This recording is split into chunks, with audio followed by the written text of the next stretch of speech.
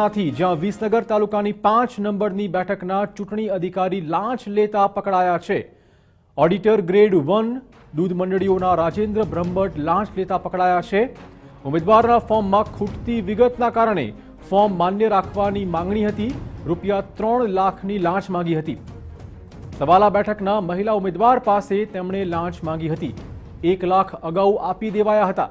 બાકી રકમ રૂપિયા 1 લાખ સ્વીકારતા રંગે હાથ પકડાઈ ગયા છે।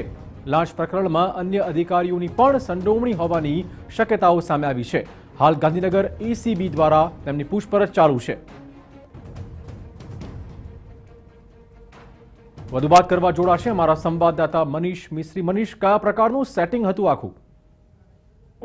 સમગ્ર જે એસીબીની કાર્યવાહી થઈ છે, જેમાં વિસનગર તાલુકાની 5 નંબરની સીટ પર આરો લાંચ લેતા હતા છે। આ ચૂંટણી અધિકારી ઓડિટર ગ્રેડ 1 દૂધ મંડળીઓના રાજેન્દ્ર બ્રહ્મભટ્ટ હતા, જેઓ 3 લાખ રૂપિયાની લાંચ માંગી હતી, જેમાં 1 લાખ રૂપિયા અગાઉ આપવા હોવાનું જાણવા મળ્યું છે। જે બાકીની 1 લાખની રકમ આજે સ્વીકારા જતા રંગે હાથ ઝડપાઈ ગયા છે અને લાંચ પ્રકરણમાં અન્ય અધિકારીની પણ સંડોવણી હોવાની હાલમાં શક્યતા વર્તાઈ રહી છે। કારણ કે જે રીતે ફોર્મ માન્ય રાખવા માટે જે ખોટી વિગતને પૂરી કરવાની એમને પૂરી કરવા માટે જે લાંચ માંગી હતી, તેના ઉપરથી એ પણ સવાલ થાય છે કે શું અન્ય અધિકારીઓ પણ આ પ્રકારના ઉમેદવારોને ખોટી વિગતો એટલે કે ફોર્મ રદ ન થાય એ માટે આવી રીતે પૈસા લઈને વિગતો પૂરી આપીને ફોર્મ માન્ય રાખતા હશે? આ પ્રકારના ઘણા સવાલો ઉભા થાય છે આ પ્રકારના અધિકારીઓને કારણે। કયા પક્ષના મનીષ આ ઉમેદવાર હતા અને શું આ ઉમેદવારે સામેથી ફરિયાદ કરી હતી?